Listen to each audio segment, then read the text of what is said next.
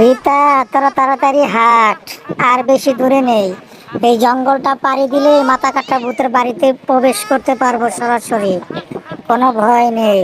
মাথা কাটা ভূতের বাড়ি গিয়ে পাখিটা উদ্ধার করব।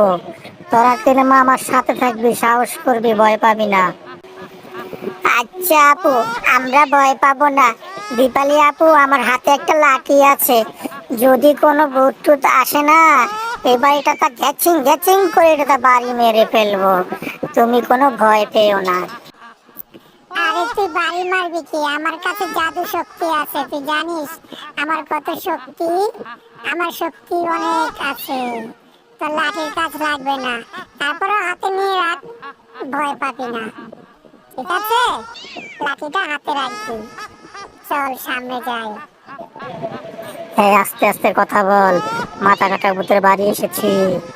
ওই যে একটা পাখির খাঁচা দেখা যাচ্ছে, এটাই মনে হয় মাথা কাটা ভূতের আসল রহস্য। এই পাখিটাকে এখান থেকে নিতে পারলেই মাথা কাটা ভূত আপনা আপনি মরে যাবে। চল, এই পাখিটাকে নিয়ে যাই। পাখিটা অনেক সুন্দর দেখতে। এই পাখিটার মধ্যে মাথা কাটা ভূতের জান আছে। এই পাখিটা যদি নিয়ে যাই, মাথা কাটা ভূত কিছু করতে পারবে না আমাদেরকে। এই পাখিটা নিতে হবে। চল, পাখিটা অবশেষে পেয়ে গেছি আমরা। এখন পাখিটা নিব।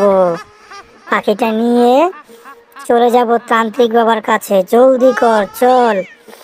এই কিসের জানি শব্দ হচ্ছে রে। আহ, আহ, আহ, আমার বাড়িতে এসেছিস আমার জাদু পাখি নিতে, তো নিতে পারবি না। তোদেরকে বাধা দেওয়ার জন্য অনেকগুলো পিশাচিনীকে পাঠিয়েছি। তোরা তাদেরকে হত্যা করেছিস, তাদের সাথে তোরা লড়াই করেছিস, কিন্তু এখন তোরা পারবি না আমার সাথে। এখান থেকে চলে যা। এই পাখি তোরা নিতে পারবি না কখনো, আর তোদেরকে নিতে দেব না।